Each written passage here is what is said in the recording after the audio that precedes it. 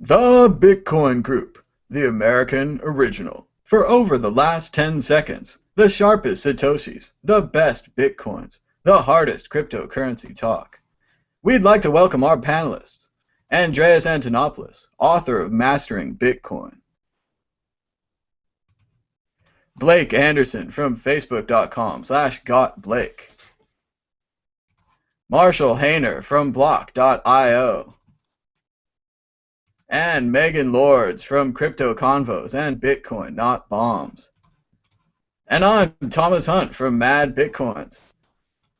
First off, the Bitcoin Group would like to recognize a regular contributor to the show, Andreas Antonopoulos, for his excellent appearance before the Canadian Senate on Bitcoin. It was hard to tell if the Senate was more impressed with Andreas or with Bitcoin. Great job. Prediction: Andreas will one day appear before the American Senate. Moving on. Issue 1. Bitcoin price drops below 300. The slaying of the BearWhale. An unknown party sold more than 30,000 Bitcoins at the low price of $300, causing the entire market to move vertically for 6 consecutive hours on Monday night. Before this epic sale, the price of Bitcoin had fallen to a recent low of $275.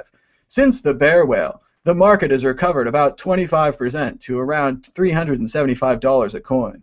Have we seen the low? Is Bitcoin about to bounce back? Andreas Antonopoulos.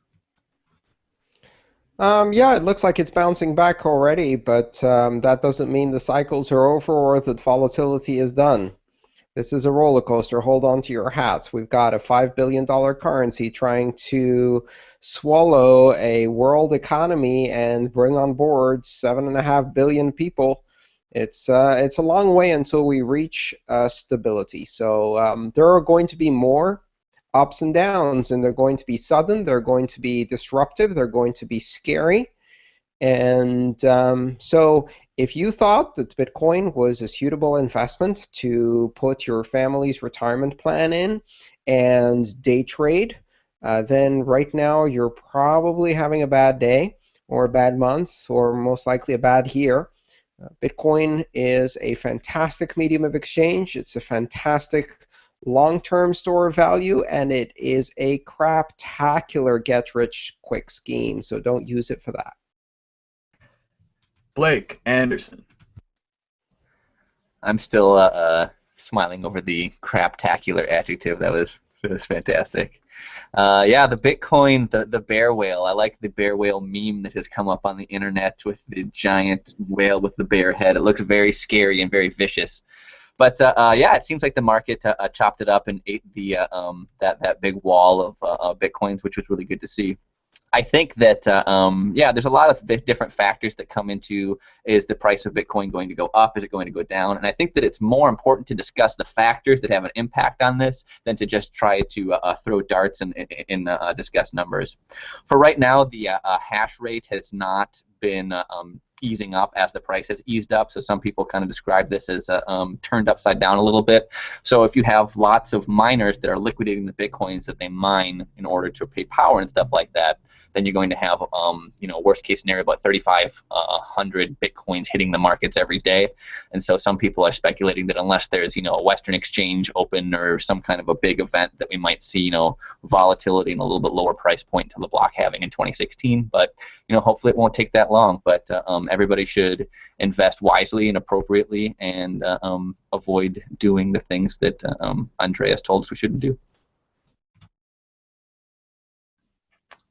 Is the difficulty still scheduled to go down?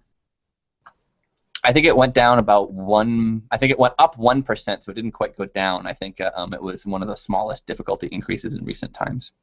All right. Marshall Hayner. Yeah, so I think it's interesting. I mean, you see this order hit the market, and how long did it stay there before the market snapped it up? It seemed like maybe like 4 hours or something like that. It wasn't very long. So you don't really know who's on the other side, people that want to buy. The people that want to buy $15 million, $30 million worth of Bitcoin, they're not necessarily buying on the open market. So this was definitely unusual. A lot of those orders happen OTC or over-the-counter style trades. I think it's good. It shows how strong Bitcoin is. Even if the price goes down to $1, as many people have pointed out, it doesn't eliminate the utility of Bitcoin and the usefulness. So I think it's interesting. It's obviously a holder that got a weak hand, and I don't blame him. He got his millions and he got out. As shocking as it was to see the 30,000 Bitcoins for sale, it was even more shocking to see the market buy them all. Megan Lords. I don't know if this is the low or not. I think there's going to continue to be a lot of volatility, and that's something that's going to bring a lot of attention to Bitcoin, which I think is generally good, even if it's bad press. I used to be very much against the idea of, these kind of journalists, they're completely ignorant, they're attacking Bitcoin for no reason, but I've kind of recently changed my mind on that, and I think people are very fixated on the price when there are a lot of other things they could be focusing on that Bitcoin is useful for. So everyone's focused kind of on the currency aspect of it, but I think this is a good time for people to be less focused on the price and maybe more focused on some of the other possibilities out there too. So I don't know if we've seen the bottom of this or not. I'm not great at predicting the future for investments, and I continue to say what I've always said to people, and that's don't put more than you can afford to lose into Bitcoin if you're thinking of it as an investment. There are a lot of these kind of horror stories on Reddit and other parts of the internet that, you kind of see people blaming the Bitcoin community for, or even, other things too. And, it's important to remember that, yeah, this is not something that you really want to do a whole lot of trading with. It's not very stable, and it's going to continue to move up and down for a while. So I can't say if we've seen the bottom yet. Exit question. Speculate as to why the BearWhale would do such a thing. Why would someone sell so many coins at one time at such a low price? Andreas Antonopoulos. Well, there's a lot of speculation. One of the things to remember is that U.S. taxes are due October 15th. So like many other people in the community, I am selling Bitcoin at the moment in order to pay my US dollar taxes, because I did search on the IRS webpage for the Pay with Bitcoin button, so I could pay to the one IRS has your money address, but there wasn't one. And so apparently I have to convert my beautiful digital money into green cotton-based currency and pay that way. And that's going to cause some selling pressure. So that's my guess. Paying taxes. Blake Anderson. Well, I think that there's a lot of different reasons. I think that, like I was saying, if there's going to be, a lot of sell pressure coming from miners because the hash rate has really, really taken off, that could be it. But I think that it would be fun to go really deep into the what-if bag and say maybe some of these ASIC producers that were running their machines not on test nets like they were advertising, and they were doing burn-in for their ASIC machines, and they were mining Bitcoin. Maybe one of them was like, oh, eyes are starting to snoop around. Let me offload all these Bitcoin as quickly as I possibly can, and the BearWhale might be that. I don't know if that's what happened, but speculation is always fun, and it's always fun the deeper into the what-if bag you go. It happened to Butterfly Labs. It could happen to us. Marshall Hayner. I think, Tim Draper just got really nervous, and he was like, this is a bad investment, sell, sell, sell. No, just kidding. I think that, you see all of the coins moving out of there. It's been over a year since the coins were in there. I think it probably was just somebody that got a little bit nervous, had a weak hand. He couldn't hodl, so He got $6 million instead of $18 million. Not a very good trade. Megan Lords. So I've been seeing a lot of claims that maybe this is an act of manipulation, and I think it's important to keep that in mind, that this is a small market that's still small enough to very easily manipulate. But I think a more reasonable thing is this person just needed to sell these coins, and they got very nervous when they saw the price dropping. So I'm going to stick with that. I don't know. Of course, I can't speak to know this person personally and what their incentives were, but I think maybe they were just scared and wanted to sell. I do agree with the other speculation that to sell so many coins in one order it clearly sounds like a computer science type person, unfamiliar with trading, just willing to dump them all. Even splitting them into $1,000 chunks or $10,000 chunks would have netted a lot more money. It just seems like an incredible move, but that's Bitcoin. Moving on, issue Well, 2. before we move on, hang on. I have a request to make. Can we get someone to work on a bear whale jingle, which combines the roar of a bear and the whale song? Because we need the jingle. There's a beautiful visual. We've got the visual. We need the soundbite now. So someone should start working on that right away. We need the bear whale sound. Bear whale rapping, I could see something going down. It's ripe for you got it. Ready to go. We'll move on anyway. Issue 2. Bitcoin startup funding continues to grow. Blockchain.info, the popular Bitcoin wallet provider, scored $30 million in funding from Lightspeed Ventures this week. Bitfury, that manufactures ASIC chips for Bitcoin mining, picked up $20 million from major players such as the former CFO of Vodafone and the co-founder of Google Maps, despite the market price of Bitcoin being down in the dumps. What do these investors know that other investors don't? I ask you, Blake Anderson.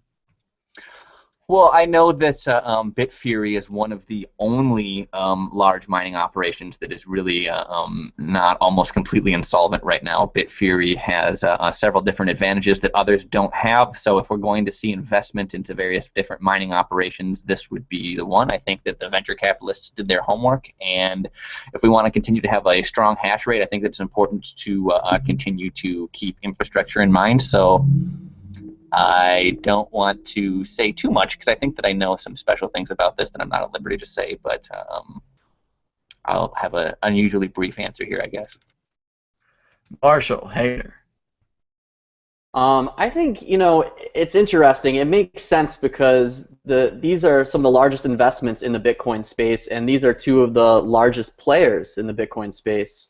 It makes sense that we should be building infrastructure around Bitcoin, and like Blake said, I think that Bitfury is one of the few mining companies that's not, insolvent or having all these consumer complaints against them. It makes me happy to see at least one mining company is doing it right. So I'm glad that they got the money and not Butterfly Labs. Megan Lords. Well, I think these people are focusing on the bigger picture with Bitcoin, and they realize the value that the technology has beyond it being a currency. So despite the low price currently, that's not scaring them away from it.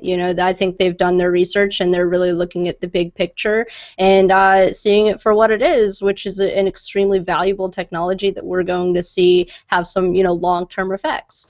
So yeah, I think they're informed. They've done their homework, and I don't think they know anything we don't know necessarily. They're enthusiastic about it, and I think that's really great news. Andreas Antonopoulos. Well, most of these investors are looking at a horizon of at least 3 to 5 years for a return on investment here. And so short-term variations in the Bitcoin price or hysteria over bear whales and ridiculous things like that really don't affect their investment outlook. They look at the fundamentals of this technology, and they see something that has the potential of significantly disrupting several very, very large industries that regularly are appraised in the order of several $100 billion. So from that perspective, these little scrappy startups are great opportunities. Another way to look at this is that in many cases, these investors will be investing dollars, and many of these Bitcoin companies are capitalized in Bitcoin, which means that now is the perfect time to make that conversion. So for example, blockchain that operated as a Bitcoin-only business for many, many years now can potentially get twice as much Bitcoin at the current rate than they would have if they capitalized this just 3 or 4 months ago. And so for them, that's a great advantage. I'm really looking forward to see what a little scrappy startup like blockchain can do, a company that managed to do some quite amazing things in this space with very, very little money. This is their first round of finance. and what they can do now with $30 million. So I'm very excited, and congratulations to the blockchain team that I was part of. I've got many good friends there, and very excited to see the future. Very exciting. Did you know the World Crypto Network, thanks to the hard work of Mr. Chris Ellis and the intrepid reporting of James Bang, have been covering the Occupy Central pro-democracy protests in Hong Kong live from Hong Kong. Thanks to Bitcoin donations, James was also able to purchase hundreds of dollars worth of dim sum, which was given directly to the protesters live on the World Crypto Network. The World Crypto Network is literally creating the future of journalism on the internet. Get involved today at worldcryptonetwork.com. Issue 3. The Bitcoin Foundation attempts to negotiate with SuperNintendo Lawsky and his inflexible bit license. Demanding access to the NYDFS's still unavailable extensive research and analysis, which they already promised they would provide within 20 days, but are now promising to deliver well after the comment period is over. The Bitcoin Foundation warns that the bit license would force businesses to cut off New York from their services, something that several Bitcoin companies such as Zappo and Circle have already promised to do, as well as costing the state of New York jobs as Bitcoin companies flee the state, which also already happened. To say nothing of the fact that because Bitcoin contains a communicative element, the very attempt to regulate could be unconstitutional under First Amendment grounds. Does the emperor have no clothes? Is Ben Lawsky's bit license more about protecting the banks and less about protecting consumers? I ask you, Marshall Hayner. I think it's interesting what's happening with BitLicense. I think a lot of Bitcoin companies are very nervous about it. I think that it's good that the Bitcoin Foundation is reaching out and basically asking for these questions, because not really many people are, and we definitely need to understand what's going on and what's going to happen in terms of regulation for Bitcoin. Will they necessarily respond to this? And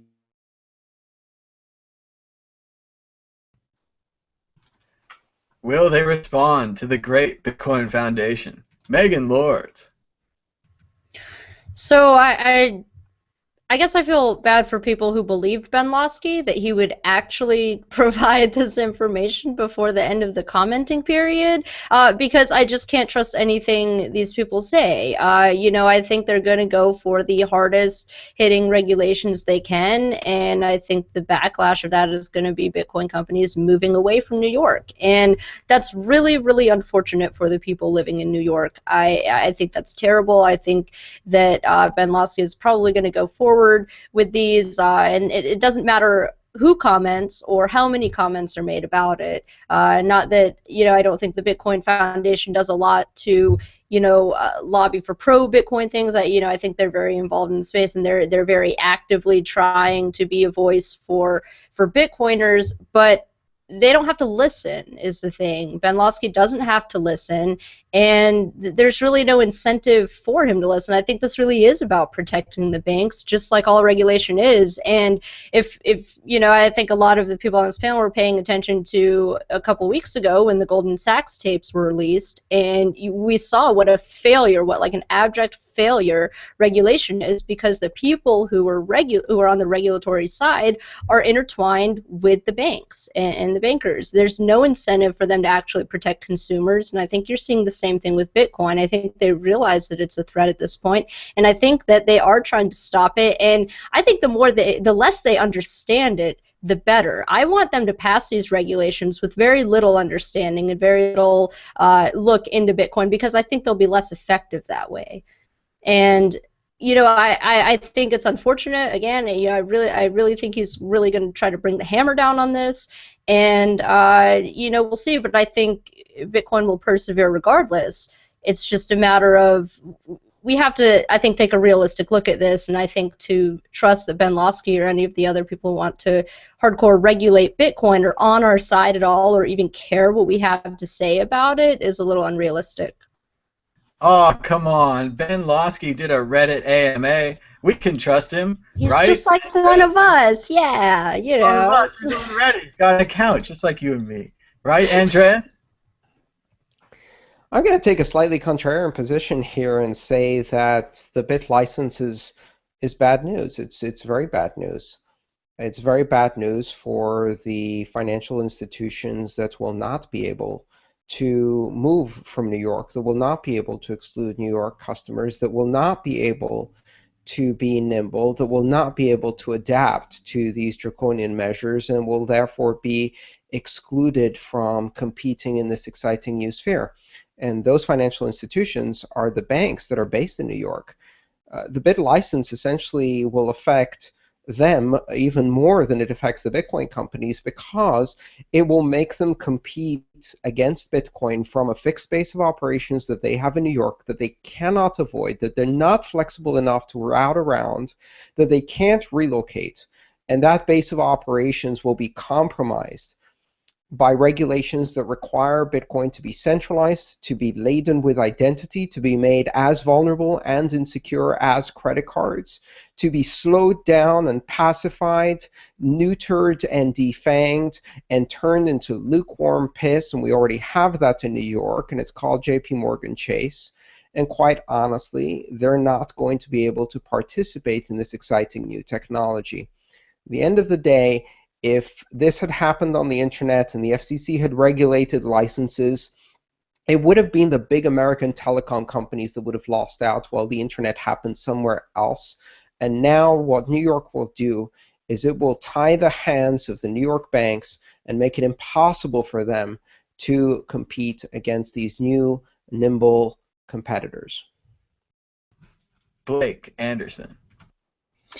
Well, I usually, whenever we talk about Super Nintendo Lawsky, I like to jump back to the basics about, what is regulation? What is this word that we're using? Is regulation not supposed to be a standardized set of practices and policies that are developed in bilateral communication through companies in an industry to make it so that consumers are protected and so that risk is mitigated? Regulation doesn't seem like something that an unelected bureaucrat should be able to unilaterally force on people, amputating the financial hand of the West in New York. I think that from an information science and logic perspective, this is just so asinine that I don't know what Lawsky thinks he's doing, and I don't know why they would be talking about Bitcoin in the way that they are. If they were going to be talking about the regulation of custodial accounts, or like something wherein, this is how you're going to handle things, not really dealing with Bitcoin, but the legacy system having the legacy regulation that's been set up, I mean, that's one thing. But to talk about, we're going to force changes into Bitcoin, or, punish people in New York, it just seems, it's batshit crazy. It's really insane, and it's really kind of not comical, but just like a train wreck that you can't look away from. So the future of Bitcoin in an entire state is up to one man. Ain't democracy grand? Marshall Hayner. I think, I'd like to just add that here in Palo Alto and San Francisco, we have beautiful weather year-round. So if you're into crypto, come visit us out here. I've been hearing a lot. I'd like to add my prediction right now. I've been hearing scuttlebutt, and you can find it. The NSA strikes again. That action on several Bitcoin companies, and I've been hearing it for a while, but I guess we'll see. It definitely made it's. You're breaking up in and out. It might be broadcasting through to the people at home. We're not sure.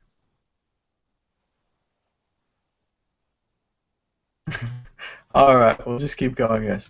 Megan Lords.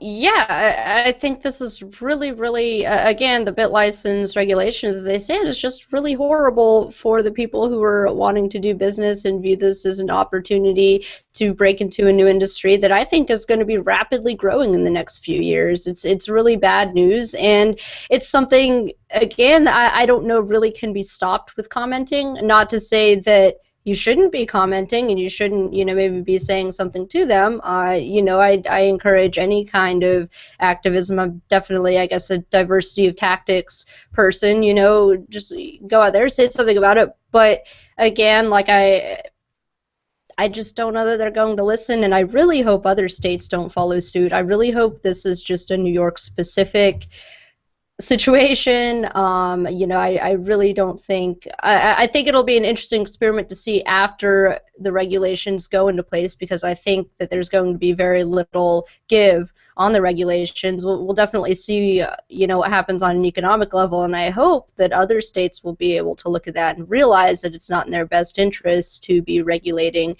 this technology.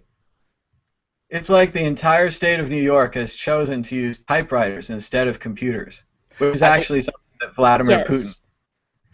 Exit question. The bit license proposal will be released with substantial changes, unchanged, or will it be withdrawn? Andreas Antonopoulos. I think it will be released with some changes, but the fundamental framework of that license regulation, which is to attempt to centralize Bitcoin, to make it more like a banking system, even though its redeeming and most interesting feature is that it's not a banking feature, to add identity to a system that not only doesn't need it, but which decentralizes risks by avoiding revealing identities on every transaction, and to give those identities to the same intermediaries who lose 50 to 60 million identities every month or so. All of that is not going to be watered down. That is going to remain in the legislation, because these regulations are designed to make Bitcoin behave like a banking institution, and that it really misses the point completely. You can't change that. That reveals a fundamental misunderstanding of what Bitcoin is, how it works, and more importantly, why it's special, what things about it are special, because it's removing exactly these. My prediction is that the bit license will be equivalent and will go down in history just the same as the Red Flag Act, a law that was passed in 1896 in Britain requiring that every automobile was preceded by a flagman waving a red flag to warn pedestrians that a car was coming. Just like the bit license, what it did was it turned a technology that had the potential to be faster than pedestrians into one that had to follow a pedestrian, therefore diluting the very value of that technology. Set the automotive industry in the UK back by 20 years, by which point they lost the race. Blake Anderson. That was such a great example that I've lost my train of thought. What were we talking about? Unchanged, substantial changes, or withdrawn? I think that there'll be substantial changes that were made. I think that that's the point of the comment period. I don't think that the substantial changes will be in our favor, but I think that it will be substantial changes, probably for the worse. That's great news. It could get worse. Not even an option. Marshall Hayner. I really like Andreas's example of the red flag, because I think that's kind of what's happening here. What we're seeing is this heavy-handed regulation coming down, and then Ben Lawsky comes on Reddit and says, "Oh, guys, I'm one of you. I want to hear what your input is," and then we meet somewhere in the middle, which is really bad. And yeah, I think it's gonna damage jobs in New York. It's gonna keep people from creating new startups. It's going to keep investors out of the space. A good compromise is where I think the smart thing to do, and yeah, I might have cut out there for a second. All right, do you want to finish? Give it a try. Oh, it didn't finish. Megan Lords, will it be released with substantial changes, unchanged, or withdrawn? I think if there are any changes, there'll be slight changes and probably for the worse. I tend to agree with Blake on this. I think the more they understand the technology, the more they realize in what efficient ways they can regulate it. And I think that's really bad for everyone. And, maybe this is kind of strange, but I think people should stop talking to them and educating them about it. Not from maybe a personal level, I want everyone to understand Bitcoin, right? But the more they kind of understand it, the better they'll be able to regulate it and really crush it and really create a situation that's much worse than it really would have been otherwise. So if there are any changes, I think they'll be slight and probably not for the best. I think, while they don't care about the commentary on the bit license, they do care more about understanding it so that they can regulate it better. So I think that's kind of a dangerous combination, you know, and they're already really, really bad as they stand. I wouldn't be surprised if maybe they were just passed as they already are, you know, with no changes, because that really is pretty bad enough. Pessimists, all of you. I'm sure Ben Lawsky's watching this right now. His heart's going to grow 10 sizes, and he'll change his mind. You know how I know? Because he follows me on Twitter. He must be watching. Issue 4. Bitcoin could save journalism and the arts.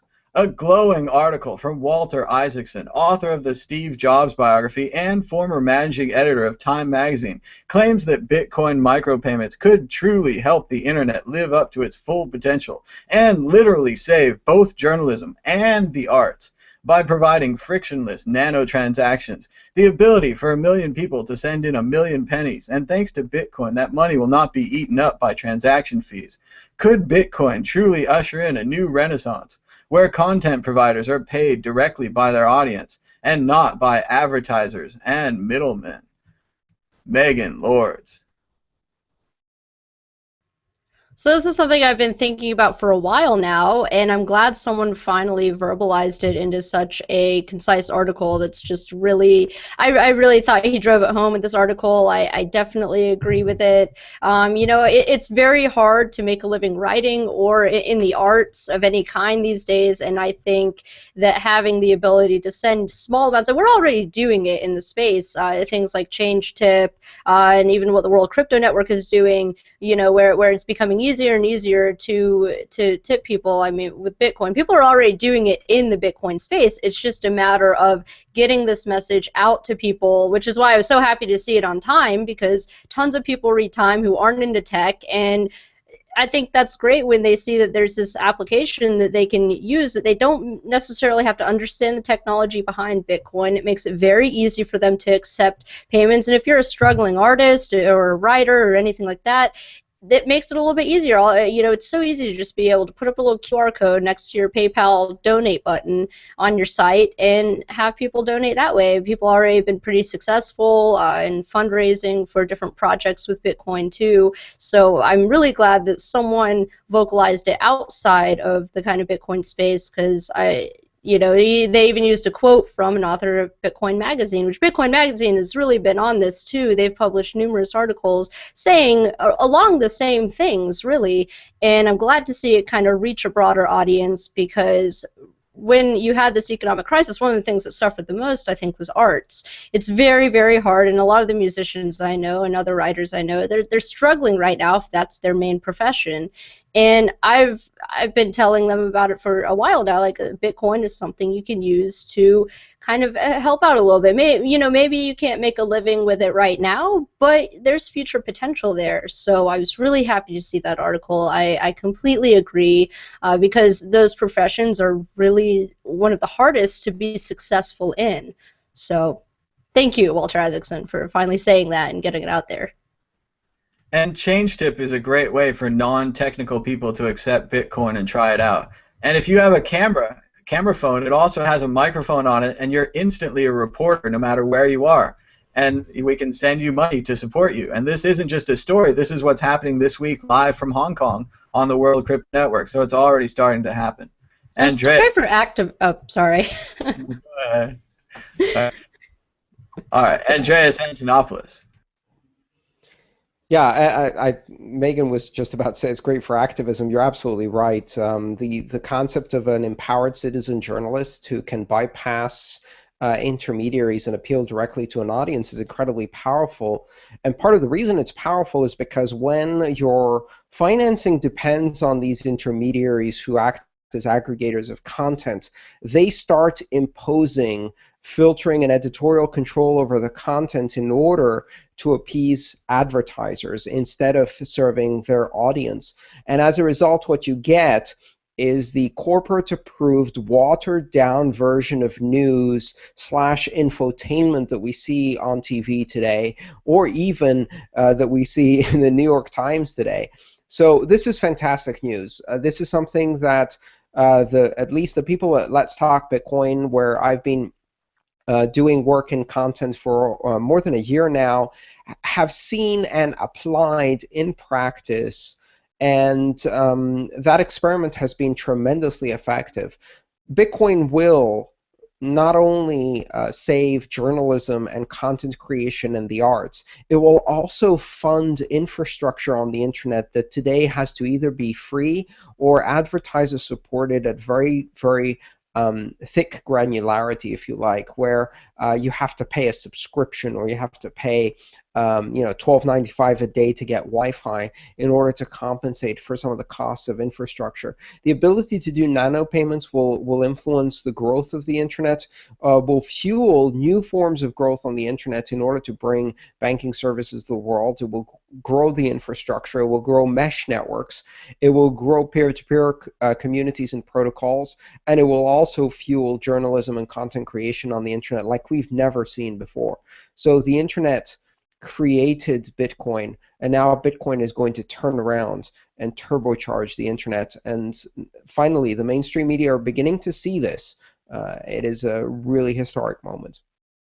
A great example of the media being controlled by advertising recently is the John Oliver show. John Oliver is now on HBO, so unlike The Daily Show, he's not controlled by advertising, so he was able to do an incredible hit piece on payday loans that The Daily Show never could do because all the late-night advertising on Comedy Central is payday loans.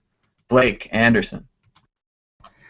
Yeah, I agree, and I think that that's a great example that you brought up with the payday loans, because that has become, not good. The interest rates on the payday loans, if you're not familiar with that scandal, are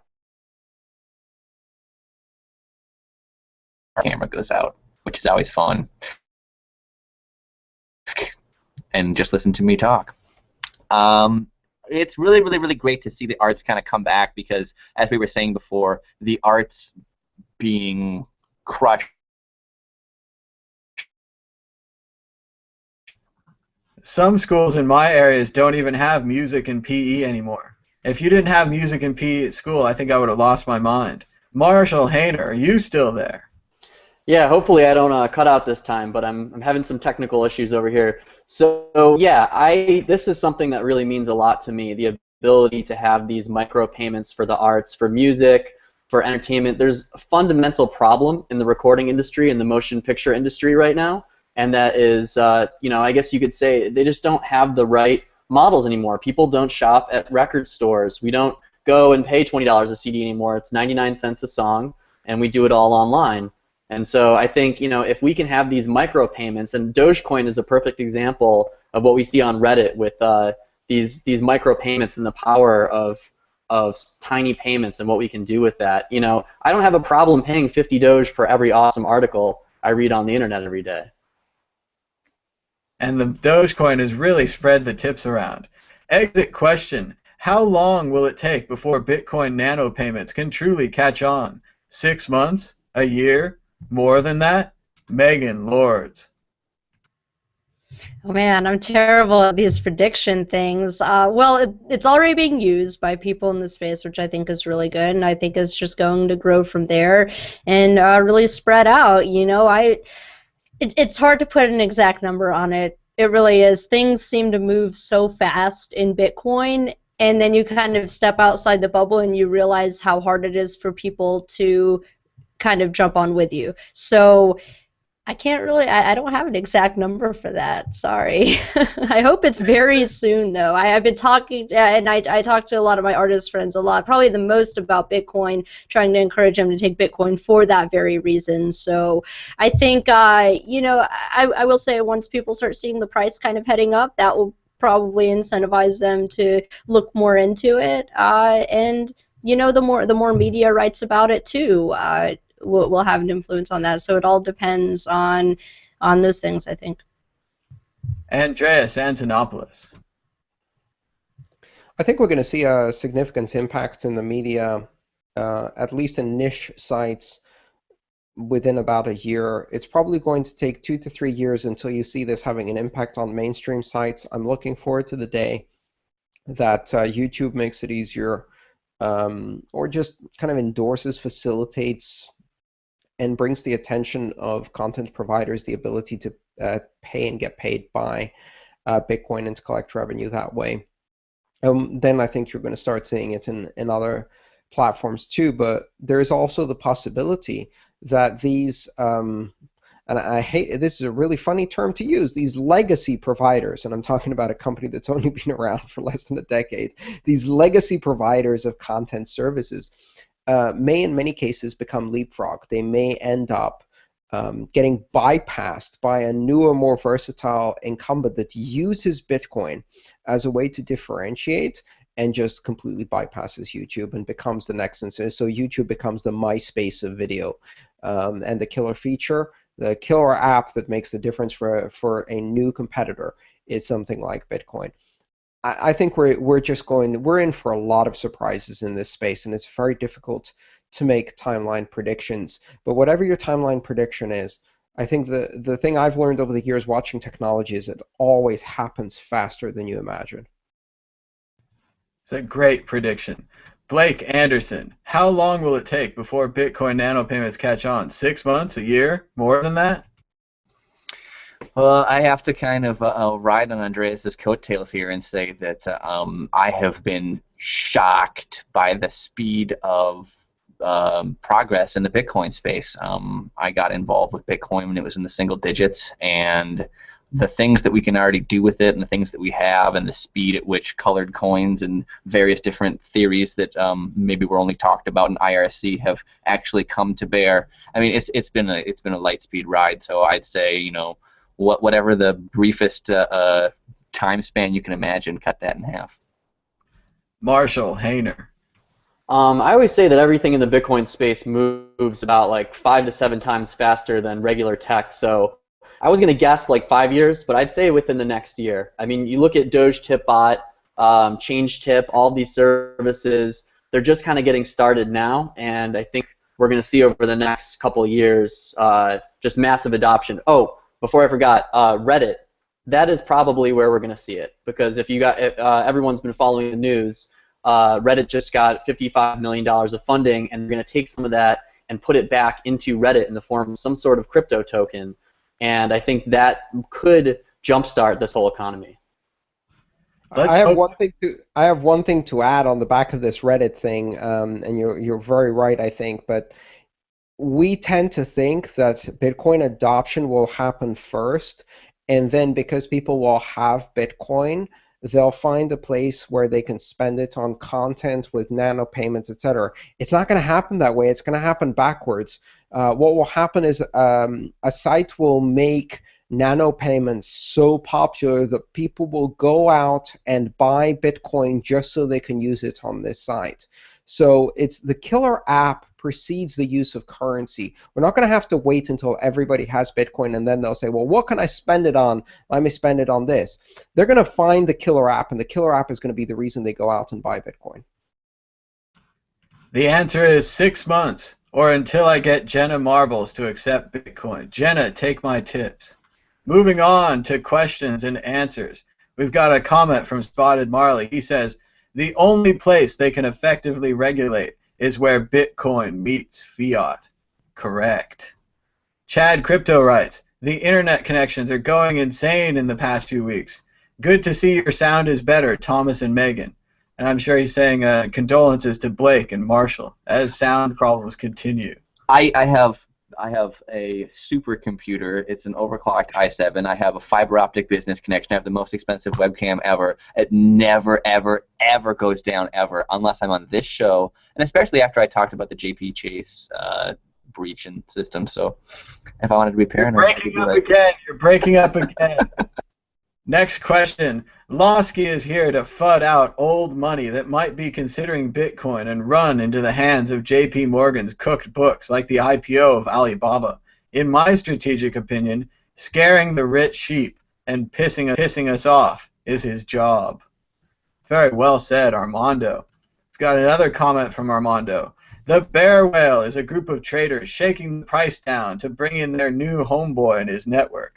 Until the market cap goes up, the big holders are going to consolidate ownership more and more, just like this. That could be very true. What does the panel think? Any final thoughts on the bear whale and possible conspiracy? Andreas?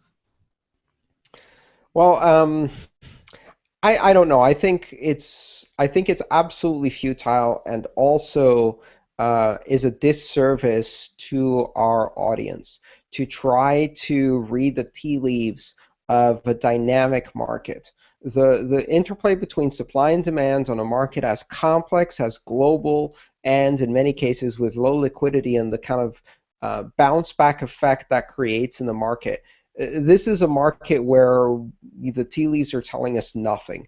And to even try to read them, do not give people the false impression that there is any rational basis for movements or decisions made in this market. It's 80% speculative sentiment, 20% blowback from the latest media story, and the rest of it, which adds up to more than 100%, is pure chaos theory in action. That's true. I was so disappointed. The news kept being good, and the price wouldn't go up. And I said, we keep feeding it good news, and nothing happens. Blake, Anderson, bear whale conspiracy? I think I went pretty deep into the what if bag by saying that the ASICs that were mining maybe wanted to get rid of theirs, but I don't know that. It's just it's fun to say what if. I don't know. I think that as Andreas was saying before, if you have an investment horizon of 4 or 5 years, these things tend to not be as important. So get your investment horizons in line, and you won't have to worry too much about stuff like this. Marshall Hayner, are you the bear whale? You caught me. Yeah, I agree with Andreas that I think we have some of the smartest minds in Bitcoin right here in this panel right now, and not a single one of us, including myself, is comfortable saying, oh, this is definitely what it is. I think it's silly to speculate. And going back to earlier in the show, don't invest anything in Bitcoin that you can't afford to lose. I would say don't invest more than 2% of your net worth if you're, or your investment money into Bitcoin. Spread your stuff out, but Bitcoin is an amazing technology. I think it's here to stay. Megan Lords, tell us definitely who the bear whale is. Well, I'm not going to pretend I can say it better than any of the other panelists, so I'm just going to say I agree with everything they said already. Moving on to predictions or story of the week. This is the part where I ask you to predict the future or provide a story of the week. Andreas Antonopoulos always goes first. And as always, I am unprepared. I think we're going to be seeing more and more investment rounds and startups in this space.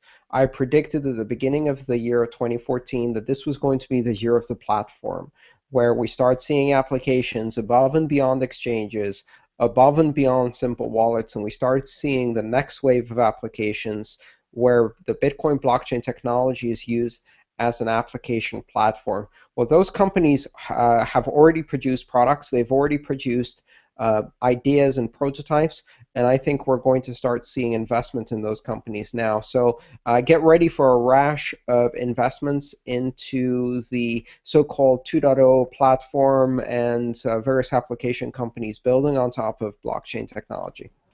Do you have any thoughts on Counterparty and the recent announcement that was made in Vegas in collaboration with Overstock? Well, the only thought I have there is that if you have studied the history of Patrick Byrne and what the incredible criminality that Wall Street exhibited in his company's IPO, as well as the criminality that he discovered in naked shorts and various other tools that are used by Wall Street to rig the market and ensure that the house always wins. What better way to stick it to the man than to build a completely decentralized, network-based, peer-to-peer exchange that obsoletes your entire industry? All the power to him. I hope he succeeds. Blake Anderson. Well, my prediction is I'm going to have to play a mockingbird and go back with my other prediction with the J.P. Morgan Chase with their giant hack It's going to happen more, and there's going to be more damage. The fallout from the J.P. Morgan Chase hack, about 70 million accounts that we know of, have been compromised. It sounded to me when I read the report, I'm an information technologist. I've worked in math-based security for Fortune 25 financial institutions. It sounds like to me that their software cert server was completely compromised. And when you have your software certification servers compromised at a place that's big, I mean, it's just a massive disaster. And if we continue to go in the opposite direction with regulation, it's going to happen more often, and it's going to be worse and worse. So my prediction is that look out for more of these centralized institutions to get hacked, and for a lot more fallout to come as a result of it in the future. And they hacked more than 400 Dairy Queens and Orange Julius. Marshall Hayner. These are all really great predictions. I would have to say, my prediction, I mentioned it earlier in the show, I've been hearing it for a while, that there is enforcement action potentially coming down on some of these bigger guys, Coinbase and Circle. They make sure to mention that they are financially insured, and that's kind of a selling point for their consumers. I think that might be causing some problems with the FDIC and other federal agencies that are, have been looking at this space for a while and are saying that they're going to come down on it. But if you see on my Twitter, there's a little IRC or Skype chat that was going on between some other crypto people, and they're talking about it. So that's my prediction. Beginning of November, something big is going to happen in terms of enforcement actions. Somebody else just said that to me today in a conversation right before this, so I've heard that as well. A November surprise. Megan Lords.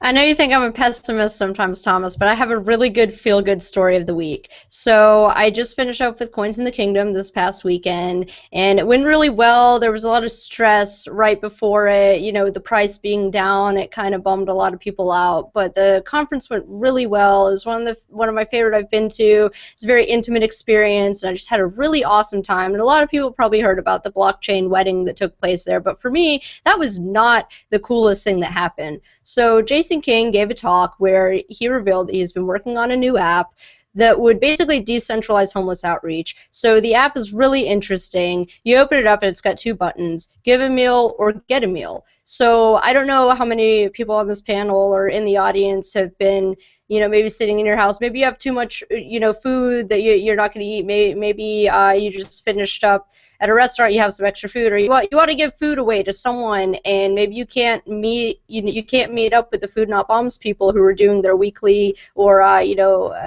couple times a week food sharing programs. So basically what this would do is allow anyone to sign into the app and give food to people in need. And also, not a lot of people realize this, but smartphones are pretty easily accessible to people who are unbanked or even homeless people, and this will allow them to look for people who are offering food, who they could say, hey, I need a meal, I can't make it to Food Not Bob's or Sean's Outpost or whoever in your area is making food on a regular basis. So this allows individuals to meet up with individuals and get their needs met. And I think this is amazing. I think this is really going to revolutionize the way that we work on this problem, because up until now it's been fairly centralized approaches. Even with Sean's Outpost, even with what they do as far as delivering meals to the homeless people, they've had to do a lot of work into finding everyone, because if homeless is criminalized, you're going to have people hiding who don't want their camps being found by the authorities.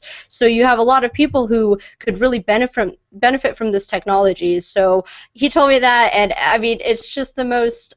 I think it's a great idea, and it's still being developed. So I think we'll be seeing it come out in the next couple of months. So keep an eye for that. And I think it's a great tool for activism. And if homeless outreach is something that you really care about, this is going to be really big for people, and I really hope that it catches on in a big way, because this is great for even people who aren't into activism. This is a very easy, simple approach to helping people who are really in need, who've maybe slipped through the cracks and things like that. So that's my feel-good story of the week. Sounds like a very exciting app. Looking forward to it. Prediction: Bitcoin is not dead. The media is having a field day writing about the price drop, But they don't know what to make of blockchain and Bitfury raising tens of millions of dollars at the same time. A recent article speculates that perhaps Bitcoiners who have been studying cryptocurrency and truly understand it know more about the future as a result of their study. The speculation is correct. Bitcoin is the future, regardless of the price. We are not done. We are not stopping. This is not over. Not by a long shot. Oh, we're out of time. Until next time, bye-bye.